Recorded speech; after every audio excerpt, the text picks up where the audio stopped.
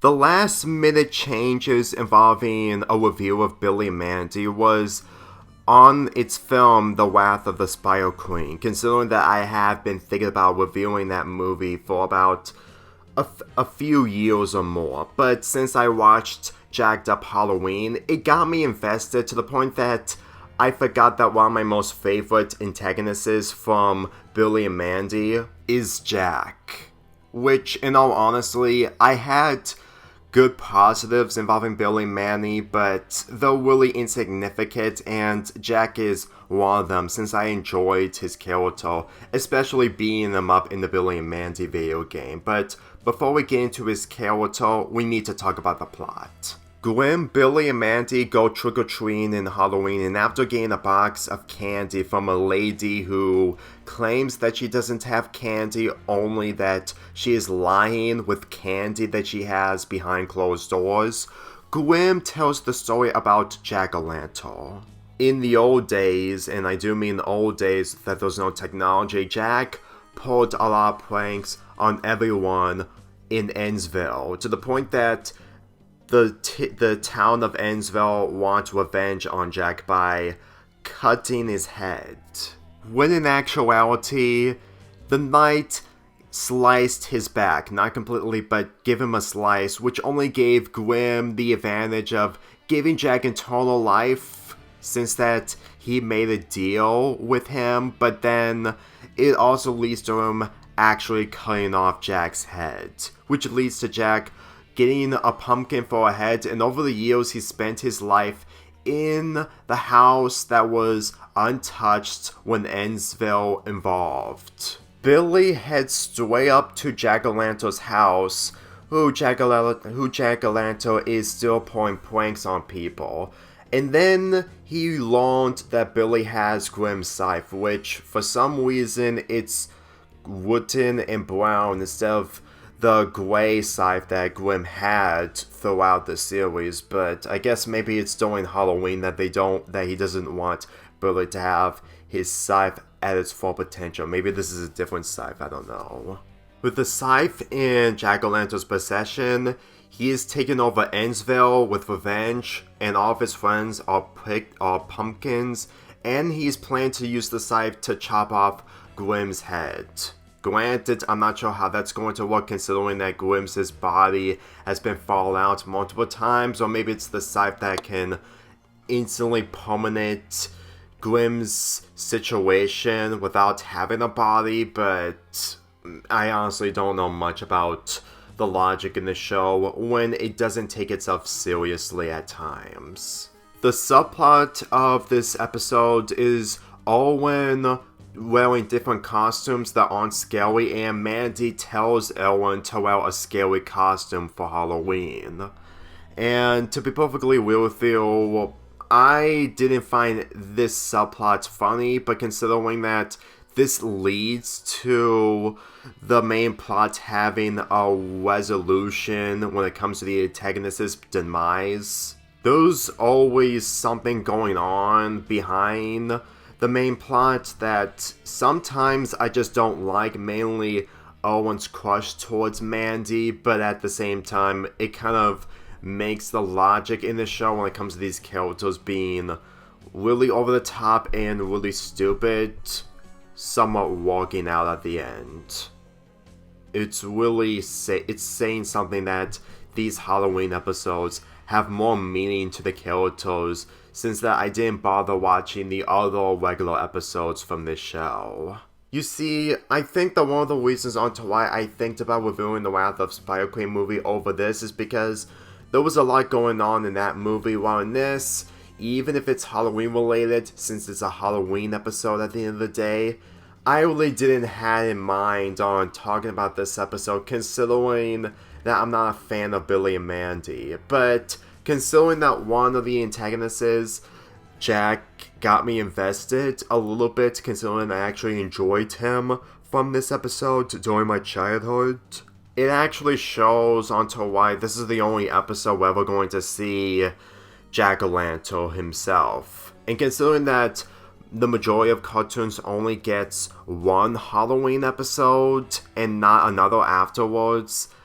I got the impression that Jack is what really made this episode special when it came to how he carried the episode itself when he appealed, mainly him meeting Billy, but at the same time, if you want to qualify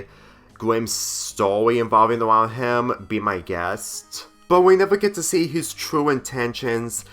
up until he has the scythe in his possession, and considering that Wayne Knight is actually a good voice actor, since that he has been in other projects, it really shows that he has a lot to contribute when it comes to voice acting. Like, this is the same person who voiced Dojo from Shaolin Showdown, so remembering his voice from Jack just gave me flashbacks or memories of me watching Shaolin Showdown, which, considering that show came out just before this episode came out, is somewhat saying something, even if I watch Billy Mandy first and Shaolin Showdown afterwards. Granted, all this is happening in the second half of the episode, while the first half is just mainly Billy, Mandy, and Grimm going trick-or-treating, but considering that it didn't last long and the first half also contains Jack's backstory, it kind of shows that they wanted to build him up until the second half of this episode. And judging of how his backstory centers around him gaining vengeance on Grimm, who put him in a situation where his head is no longer a part of him to the point that he has to use a pumpkin, it really makes sense for him to chop off Grimm's head, even though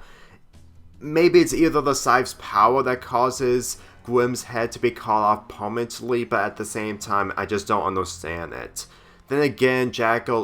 spent most of his time in his house, only doing pranks during Halloween, and he can't be able to do anything that he really wanted to do due to the predicament that he's in after Grimm chopped off his head. And towards the end, Owen manages to find a costume that was better than the others, which actually scaled Jack, and after going through so many pranks that Mandy set up that was intentionally for Jack and his friends laugh so hard that they explode from laughter. You know, considering that Jack is the type of person who enjoyed pranks and the fact that he actually laughed too hard when it comes to the pranks that Owen put himself through, that's actually really integral with his character. Considering that he enjoyed pulling pranks on so many people during his human life. You know, as much as I do not enjoy this show like I used to, I have to admit that the climax was actually kind of clever, since that it was leading up to it when it comes to Jax's character trait, and also Owen finding a costume that actually scaled someone. Which, in all honesty, considering that Mandy wasn't that impressed, other than the fact that it actually worked out in the end, it's probably best that Mandy is the way she is and not being paired with Owen. Like, I just don't understand why guys find moody and mean girls attractive and relatable, mainly in the point of view of Owen. Granted, I'm not including the finalization as the series progresses, but in all honesty, it's rare for me to talk about something positive involving Billy and Mandy, since the majority of